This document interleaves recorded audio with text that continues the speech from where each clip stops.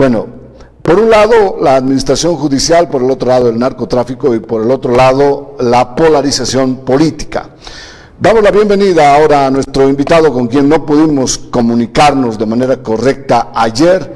Es Eric Fajardo, él es especialista en comunicación política. ¿Cómo estás, Eric? ¿Cómo te ha ido? Gracias por estar nuevamente con nosotros. Buenas noches. Hola Iván, gracias a ti por recibirme. Ojalá que no nos juegue una mala pasada el Zoom como ayer lo hizo el otro sistema de Bimex. No, ahora estamos ya estables. Eric, bueno, vamos entrando de lleno. Vamos con el tema número uno, es primera plana en los periódicos, que la droga en el Paraguay, la droga en Argentina, la droga en Brasil, la droga en Madrid. Aquí se captura muy poco, pero fuera de nuestro contexto se captura muchísimo. ¿Cuáles son tus líneas generales sobre el narcotráfico? El narcotráfico es un problema que existió desde siempre en Bolivia. Cobró dimensiones, por supuesto, apoteósicas, cobró dimensiones de narcoestado con la llegada de Evo Morales al poder, eso es innegable, y no se puede entender lo que acaba de pasar en el marco de simple y sencillamente este gobierno, sino más bien diría yo de los últimos 15 años en los cuales la penetración de las mafias del narcotráfico, la penetración de el narcotráfico como actividad nunca había sido tan clara dentro del Estado como desde que el movimiento al socialismo asume en 2005, en diciembre, el gobierno de Bolivia. Entonces, esto hay que verlo en el marco de un continuum. Yo me niego, ayer trataba de decirle a Orlando en lo que se podía, que me niego a entender esto como algo que puedas adjudicárselo a un gobierno, a este gobierno, al último actor en el Estado, cuando es una desestructuración, una desinstitucionalización, una penetración que el narcotráfico, por lo menos en los últimos 15 años, ha realizado con mucho éxito en términos de lograr penetrar instituciones de seguridad del Estado, en términos de lograr penetrar la inteligencia del Estado y finalmente incluso permear la posibilidad de que el Poder Judicial o el Ministerio Público reaccionen adecuadamente. Yo creo que esto es simple y sencillamente un síntoma de algo mucho más profundo que si lo estamos percibiendo ahora es porque en el marco de la guerra interna de, yo no sé si llamarles clanes, de cárteles o finalmente de facciones del movimiento al socialismo, han decidido empezar a acusarse unos a otros y usar este tipo de sucesos, de eventos, de filtraciones para poder seguramente tratar de endilgar al contrario el mote de apañador del narcotráfico. El narcotráfico lo apaña el gobierno del MAS o los gobiernos del MAS desde hace más de 15 años, de lo que yo me acuerdo. Eric Fajardo con nosotros. Eric, mira la situación, mensajes a los medios de comunicación indicando no informen más sobre el tema porque podían sufrir las graves consecuencias, por un lado. Por otro lado, los mismos narcotraficantes indicando de que se les había soltado un poco las riendas porque habían recibido una alerta del propio director, se dice, de la Fuerza Especial de Lucha contra el Narcotráfico. Nos lleva a pensar de que Bolivia es un refugio de los narcotraficantes. El otro día cuando conversábamos se decía que no se puede ignorar que la situación de Heartland del continente que tiene nuestro país se aplique solamente para ciertos aspectos muy positivos de la política de la integración regional. Es decir, no puede ser que seamos solo Heartland para lo benéfico, también para lo maléfico, para lo criminal. Esta situación geográfica tan importante como eje integrador convierte en un inevitable lugar a Bolivia para el tránsito de la droga, para la generación además de importantes cárteles, no necesariamente de la producción de la cocaína, pero sí de la circulación. Es decir, pienso que es iluso pensar en el país como algo que de repente es hoy día o un objeto de interés. El país siempre ha tenido una función estratégica en el tránsito de muchísimos tipos de productos, en el boom de diferentes tipos de materias primas.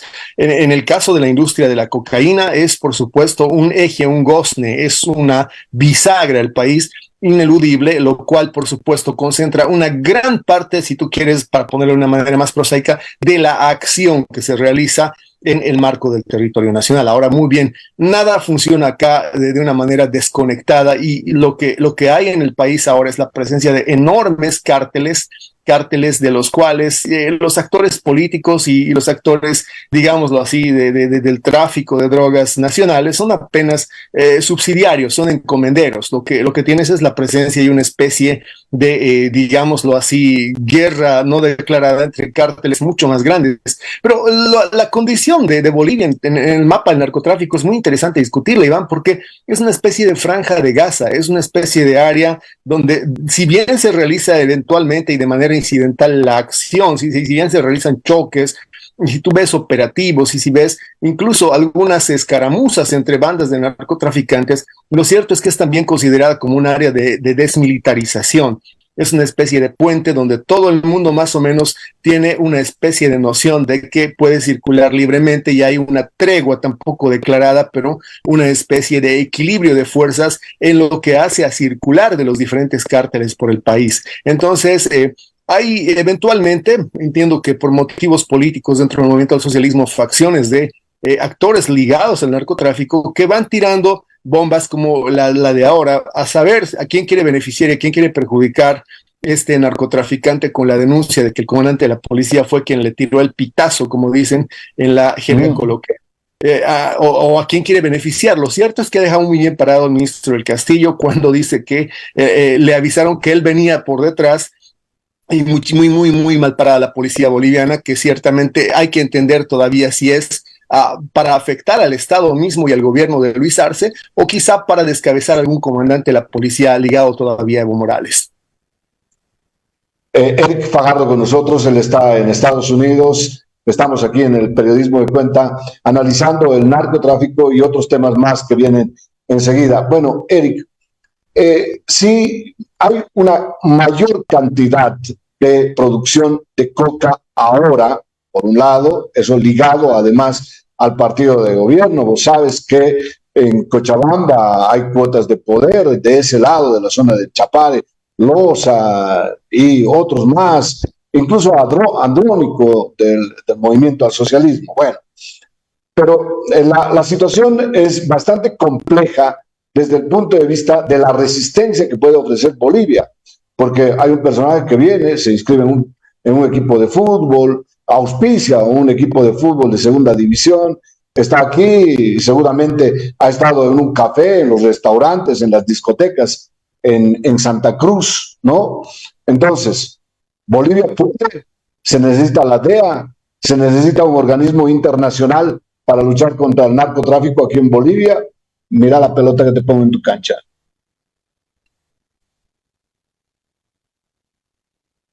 No, el micrófono se apagó. Decía que habría que considerar, en términos de un análisis semiológico, como mirando con los ojos de Ferdinand de Saussure, la diferencia entre lo manifiesto y lo latente en el discurso. Hay discursos latentes que en realidad son los que importan, discursos que se susurran, te decía el otro día, no se gritan, y hay discursos manifiestos que con una doble moral y con además el afán de tratar de caer parados frente a la opinión pública, los gobernantes, los políticos, las instituciones de seguridad, los evocan permanentemente. No hay el discurso de que el narcotráfico es un crimen deleznable, que es nuestra prioridad como Estado combatirla, y todos, desde el gobierno central hasta el último comandante departamental de policía, en lo manifiesto hacen alarde de estar comprometidos con una lucha del narcotráfico que en realidad yo no la veo suceder y si vamos a ser muy concretos, más allá de ese discurso manifiesto, yo no veo ni siquiera en la DEA, nunca lo he visto, ni siquiera en la misma DEA, un compromiso como para que presumamos que efectivamente ni siquiera en los Estados Unidos hay más allá de la política una convicción en que esto hay que terminarlo. Hay literatura interminable sobre cómo la DEA ha estado implicada durante décadas, no vamos a irnos a Irán-Contras, vamos a irnos incluso después, en los 80s, en los 90s, con el narcotráfico, como de cierta manera los capitales enormes que produce esta actividad ilícita han contaminado la misma política norteamericana. El financiamiento y el lavado de dinero del narcotráfico ha logrado el financiamiento de armas a los contras en Nicaragua, y ha estado el triángulo con Irán. No es un tema nuevo, es decir, hay una doble moral en la que no deberíamos deberíamos dejar que nos pesquen de incautos quienes desde las oficinas del gobierno, desde la policía boliviana, desde la seguridad del Estado, se desgañitan haciéndote creer en este y en el anterior gobierno y en el anterior gobierno y en el anterior gobierno que están en una postura moral frente al narcotráfico, cuando ellos muy bien saben que esto se les escapó de las manos, si no es que se las ensució mucho tiempo atrás, y que ellos dejan que las cosas sucedan y mantienen frente a la opinión pública una postura de doble moral. El narcotráfico es una realidad que está contaminando la política boliviana, las instituciones bolivianas hace décadas. Así que venir ahora a pretender que de repente ese es un problema que nosotros lo tratamos de eliminar, que estamos en acción coordinada con, ni siquiera la misma DEA ha tenido jamás un compromiso como para poder decir que el narcotráfico, una economía que mueve miles y miles de millones, que mueve partidos políticos, gobiernos, estados, desde la línea de frontera del río Bravo hacia la Patagonia, ha tenido una lucha frontal de parte del Estado. Yo creo que estamos en mitad de un concierto, de un continente de narcoestados en este momento. Bueno, aquí estamos para preguntar y estamos para analizar. Bueno, Eric, ¿no será que Bolivia está en este momento, por lo menos, necesitando del narcotráfico por su aporte de unos 2.500 millones de dólares o unos 3.000 millones de dólares? En realidad no lo sabemos porque es un tema oscuro, es un tema nefasto. Bueno, estaremos necesitando porque no tenemos dólares, nuestra economía se bajó, el gas, el precio se desplomó, además de que no tenemos la cantidad suficiente para cumplir con Argentina o con Brasil, el gas, la minería está bastante bien cuestionada por la producción del oro y el mercurio. ¿No estamos necesitando entonces los dólares del narcotráfico? Digo. El narcotráfico siempre resulta una parte estructural de la economía boliviana, es la microeconomía. El narcotráfico es el que ha puesto, y hace años que sucede, y lo digo sin afán de apología, sin afán de justificarlo, pero el narcotráfico es el que ha puesto pan en la mesa de la informalidad. El narcotráfico se ha además estructurado con otros niveles de la economía nacional, con el contrabando, se ha amalgamado, digámoslo así, con actividades legales, la provisión de insumos para el narcotráfico, que son actividades legales en ciertos rubros, no necesariamente, obviamente, la gasolina o el diésel, pero de repente hay otros niveles de materia prima para la producción de la droga que son producto de un ciclo económico alrededor del ciclo mismo del narcotráfico, del ciclo mismo directo del pisado de coca, si tú quieres. Hay el transporte, además, y hay una terciarización después de esos capitales. La respuesta a tu pregunta es sí, por supuesto. Quienes no encuentran una solución a su economía inmediata en asociarse directa o indirectamente a cualquiera de los círculos de economía del narcotráfico, definitivamente lo hace de otras maneras, se incorpora de otras formas más o menos legales, más o menos desentendidas en lo formal de la actividad, pero que tienen que ver, y sí, es un ciclo económico perverso, pero es un ciclo económico que hace rato le resuelve a la gente más pobre. Esa es para mí la constatación del fracaso del Estado. El Estado que no ha sido capaz de crear ocupación, empleo sostenible, vive hoy día, desde mi punto de vista, tú lo has señalado muy bien, de dos principales fuentes de ingreso que ya nada tienen que ver con la mamadera que siempre nos mantuvo, la de los recursos naturales, porque tú sabes muy bien que históricamente el ciclo de la plata, del estaño, de esto, del otro, la castaña, finalmente el ciclo del gas nos mantuvo viviendo de dilapidar los recursos estratégicos sin valor agregado. Se acabó eso y las dos fuentes de sustento hoy día de la economía boliviana son las remesas de la gente que como yo tiene que mandar al país para mantener artificialmente la existencia económica y el nivel de vida de nuestras familias, y el narcotráfico. Sí, efectivamente, uno de los dos importantes colchones de los que la economía boliviana hoy día sobrevive es el narcotráfico. Bueno, ¿y cómo toma Estados Unidos esta situación? Europa andará muy preocupado, uno de los mercados debe ser Estados Unidos de la droga, del narcotráfico. Cuando alguna vez pregunté en Texas, por ejemplo, si Latinoamérica era de principal preocupación, de prioridad, ellos dijeron, sí, alguna vez tenemos información, pero se referían a México, no tienen más allá información o importancia de la información. En Estados Unidos, ¿toman y prestan atención a la producción de droga, narcotráfico, Bolivia ahí en el centro, o nada que ver? Bueno, el narcotráfico es una industria que ha diversificado ya en la medida en la que el soporte de tráfico de estupefacientes a los Estados Unidos, la ingeniería, la arquitectura del tráfico, ahora se presta para muchas otras cosas. O no sé si has escuchado una película bastante popular que está sonando en los Estados Unidos, por lo menos, Canto de Libertad es una película de John Cassavetes que está muy, muy popular estos días. Es precisamente sobre un producto terciarizado ya, que ese mismo soporte que empezó traficando la droga a los Estados Unidos ahora trafica también, es el tráfico humano, el tráfico de niños. Es decir, los Estados Unidos tienen preocupaciones sobre ese sistema de tráfico de bienes, de personas, de estupefacientes, que no se limita a la cocaína. No solamente pasan la frontera cocaína, ahora que ya saben cómo, ahora que se han organizado y hay redes de túneles y maneras de ver la frontera de sur de los Estados Unidos, ahora que se ha caído de cierta manera durante los pasados 2 años la frontera y de repente han mirado al otro lado, el gobierno actual de los Estados Unidos ha entrado no solamente cocaína, aquí la crisis de las drogas tiene que ver con cosas que están lejos de la realidad boliviana como el fentanilo y algunas otras cosas. Sí hay una preocupación enorme, pero la preocupación no tiene tanto que ver con lo que producimos en Bolivia y en otros países de Sudamérica como con la maquinaria y la arquitectura para pasar eso y lo que sea la frontera sur de los Estados Unidos. Según tu análisis, ¿hacia dónde vamos en la producción de droga, en el narcotráfico? Porque el narcotráfico está muy ligado a la violencia, está ligado a la trata, está ligado a la prostitución, bueno, y una serie de diversificación de delitos. Pero ¿hacia dónde vamos, tú crees? ¿México? ¿Colombia? ¿Hacia dónde vamos? Yo pienso que quizá vamos hacia Turquía, en términos de que el proceso de legitimación del narcotráfico está muy avanzado en el continente. Yo sé que en Bolivia todavía no se nota. Narcotráfico es en Bolivia una palabra que todavía no está, digámoslo así, completamente legitimada en ciertos niveles de la sociedad. En México y en otros países lo está. Hay una narcocultura.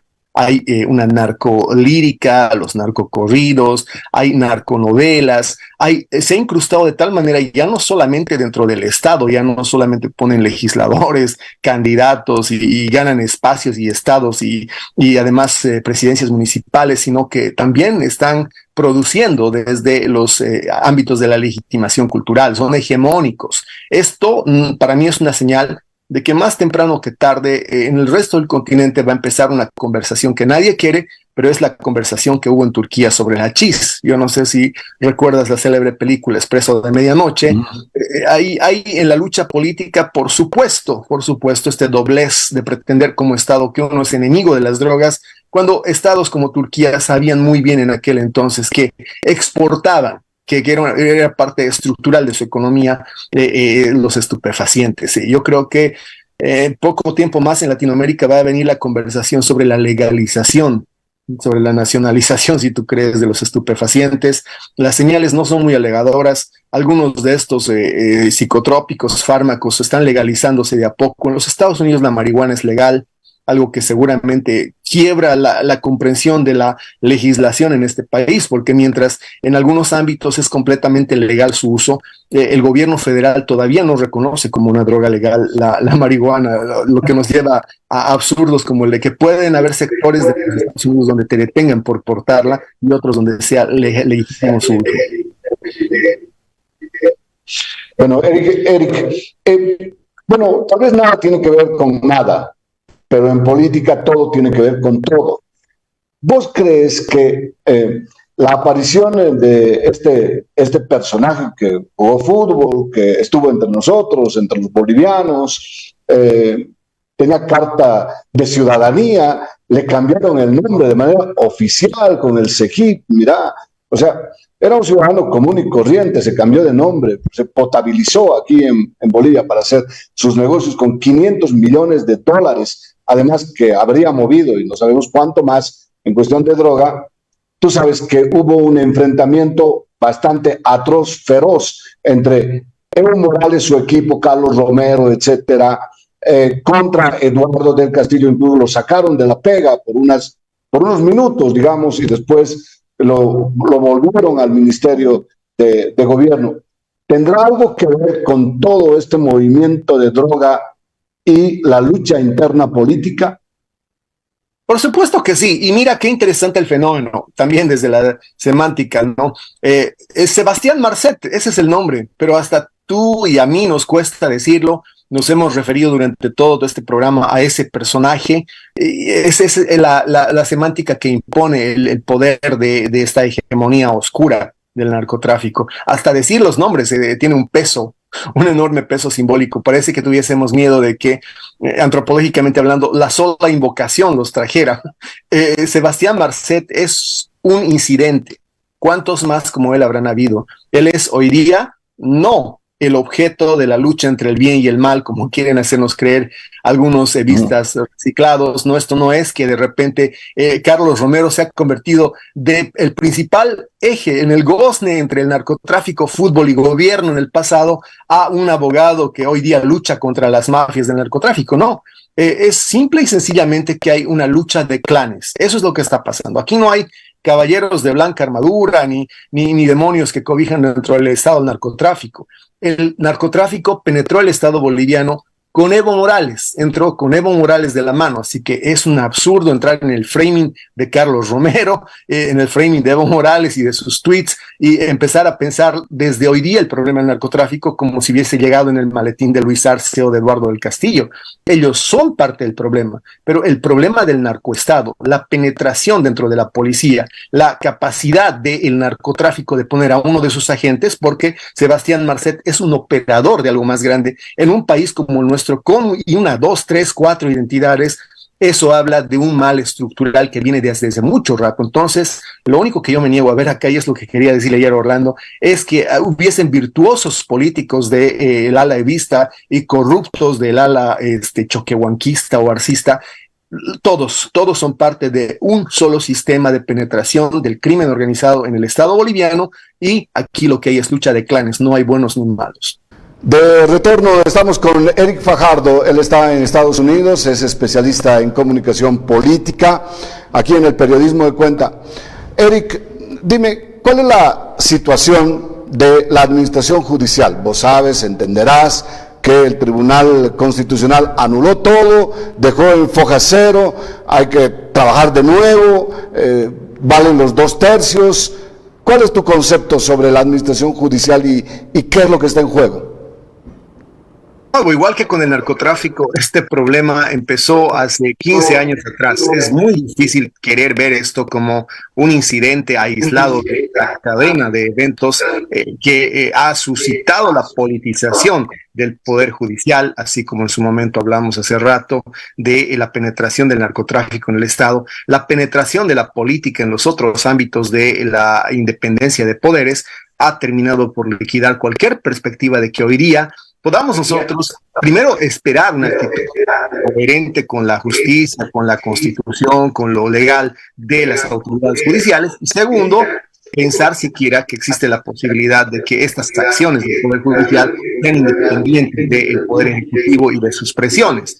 Ahora, esto no lo ha inventado Luis Arce, no se trata de exculparlo a él, sino de evitar que sea la cabeza del turco de precisamente quienes iniciaron este problema. Quiero recordarte, en febrero 18 de 2010, me dirás, fue antes de las elecciones judiciales, fue antes de algunas cosas y después de otras, pero Evo Morales nombró 18 magistrados por decreto, y lo he visto alertar desesperadamente a él y a sus exministros por sus twitters ayer de la posibilidad de que mañana Luis Arce vaya a agarrar y vaya a meter el dedazo para llenar a cefalías judiciales a partir de esta, pues, digámoslo así, postergación de las elecciones judiciales. Este es un problema que sucede desde hace mucho rato. Yo recuerdo, no sé si tú lo traes en la memoria, pero hubieron 2 magistrados del Tribunal Constitucional que en la época de Gonzalo Sánchez de Lozada incomodaban por la aprobación o por la necesidad de que hubiese una aprobación sin estar objetada de constitucionalidad de la capitalización, y don Carlos Sánchez Berzaín se mandó 2 ilustres tribunos en aquella época para que no obstruyeran políticamente. Esto no va a cambiar nunca. estamos en un país donde el presidencialismo, si no es con maletinazo en algunas gestiones de gobierno, bueno, pues le mete con la barca o con la bota. Y Evo Morales fue el que construyó esta cultura nefasta en la cual el Poder Judicial entiende que se puede saltar nomás la legislación, la constitución, prorrogar eventos, acortarlos, adelantarlos y en muchos casos dar interpretaciones completamente sinuosas, ¿no? Lo único que creo que ha obligado en este último tiempo al Poder Judicial a ajustarse un poco más en sus decisiones, a, digamos, como referencia a lo convencional, ya ni siquiera a lo constitucional, que yo no creo que le tengan el menor respeto, porque los veo interpretar de una manera que no es dolosa, completamente falaz, lo que la Constitución dice a su antojo y a su necesidad. Lo cierto es que, por lo menos en la orientación, en el temor a que hayan consecuencias convencionales, los he visto ajustar últimamente varios de los despropósitos que al influjo de Evo Morales cometieron durante los últimos 15 años. Conclusión, estamos frente a una fotografía que primero la ha tomado don Evo Morales, él se ha tomado primero la foto designando a dedo autoridades judiciales, luego él ha hecho elecciones judiciales y nos ha regalado a este dechado de virtudes que tenemos hoy día en el sistema judicial boliviano. Así que me parece muy hipócrita venir a señalarlos, a acusarlos de y a defenestrarlos cuando son el producto de un sistema político que él inventó. Bueno, cuando dice un dichado de virtudes, lo dice de manera irónica, lo entiendo de ese modo, desde luego. Eric, un minuto para decirme cuál es lo que esperas escuchar del presidente este próximo 6 de agosto. Desde la ciudad de Sucre emitirá un mensaje, un informe a la nación sobre la polarización política.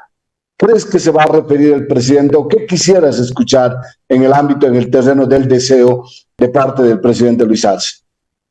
Honestamente, yo no tengo expectativas respecto a lo que pueda decir el presidente. Es muy poco lo que él puede hacer. La única razón por la que Luis Arce es en las encuestas y en la sociometría todavía algo que los bolivianos aceptan y toleran de una manera, digámoslo así, animosa, es el hecho de que al otro lado de la balanza está don Evo Morales. La posibilidad de que Evo Morales retorne hace que el pueblo boliviano se aguante, se masque los dientes, se ajuste el cinturón y finalmente piense en el mal menor. Es irónico, pero estamos ante un 6 de agosto, al cual además le ha robado total significación, y tú lo sabes muy bien, este bodrio del Estado plurinacional que Evo Morales y Álvaro García Linera produjeron, y además sobrepusieron sobre ya van a ser 198 años de existencia republicana. Va a decir muy poco, va a darnos cifras, que es lo que él mejor sabe hacer, y las cifras te cuentan la historia que tú quieres contar si las sabes manejar, y él es un economista de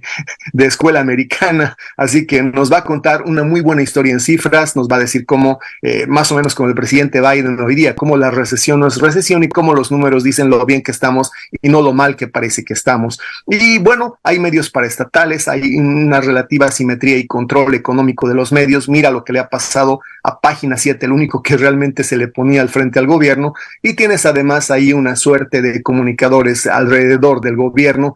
No sé si trabajan para Evo Morales, me da la impresión de que Fernando Molina, Susana Bejarano trabajan más para Morales que para Arce, pero ahí están en lo de la tarea de justificar que el Estado funciona, que esta economía de ficción funciona, y es lo que nos van a contar el 6 de agosto.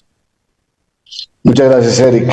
Realmente ha sido muy útil conversar contigo en la claridad del asunto de la polarización que existe en nuestro país. Mucha gente se aguantará porque Evo Morales está enfrente, lo dijiste. Muchas gracias, buenas noches. A ti también, gracias y hasta siempre, Iván.